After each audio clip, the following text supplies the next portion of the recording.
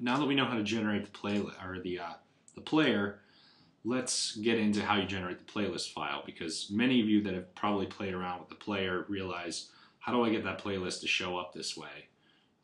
For one, this is using the grid plugin, so that's why it's got this sweet floaty effect to everything. But how do I actually go about making a playlist? So you want to be able to create a dynamic playlist that you don't have to update. Your users don't have to know how to update. So in Views, I made this feed called Video_Portal. So I'll go ahead and edit that, show you the settings here. So you see under Style, because you have Views Bonus Pack installed, if you've created a feed as the type of view here, so it's a feed based, styling is XML file. And then you see, attach text, XML. We don't want to have it download as a file. We want it to live as a web page and actually just render as a file. So cancel out of that. So once you've got set up as an XML file there, for ours, I have it saying, just display all videos. So some of this, if you're familiar with Views, should look familiar. I'm saying, hey, sort everything by reverse order, newest items are at the top, and then put them in order for things that have multiple videos, put them in order based on the way they were uploaded.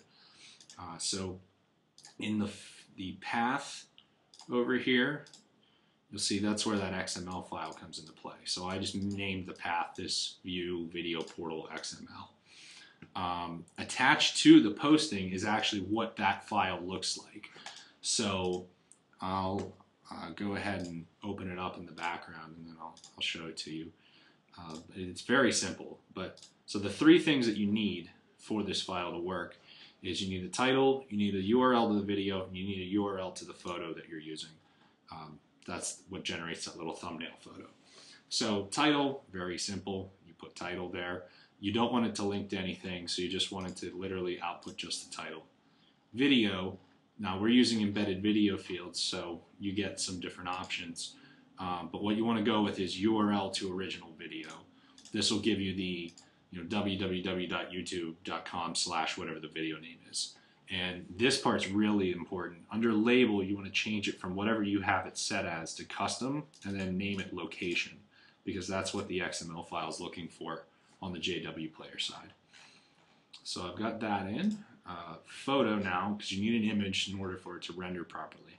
So because of our setup, we have multiple images being able to be uploaded. So I say, hey, just show the first one. Again, hit the custom button on the label. This has to be named image in order to be rendered correctly again. And then format, something nice. I mentioned that we use image cache in this. So you can actually use image cache and crunch out a file to the dimensions that you want specific to the video portal. So I have video portal thumb, and this will just give me the URL path to the file. As you can see here, images, something of that form, thumb title, photo, sticky type of a thing. So this is now all you really had to do with the view is have these three show up. These filters and things are some treatment, if you will. So you don't need to do any of these specifically, but the filters we have is only posts on our site can show up here. They have to be published. They must contain a video, because technically you can blog without posting video. And because of a goofy Vimeo thing, in my opinion, Vimeo doesn't allow their videos to be embedded in the JW player or any player. I understand their concerns with advertising and things. But so the content provider is locked to YouTube in this example. You can have videos show up alongside YouTube videos. I've seen it on other sites. And you can do it in the playlist. You just have to point it to a local place as opposed to YouTube. If you wanted to do something like that, then basically you would just change this operator to say is not equal to Vimeo, because Vimeo videos will launch the thumbnail, but then when you click them, it will say this video is not available. So that's not exactly helpful.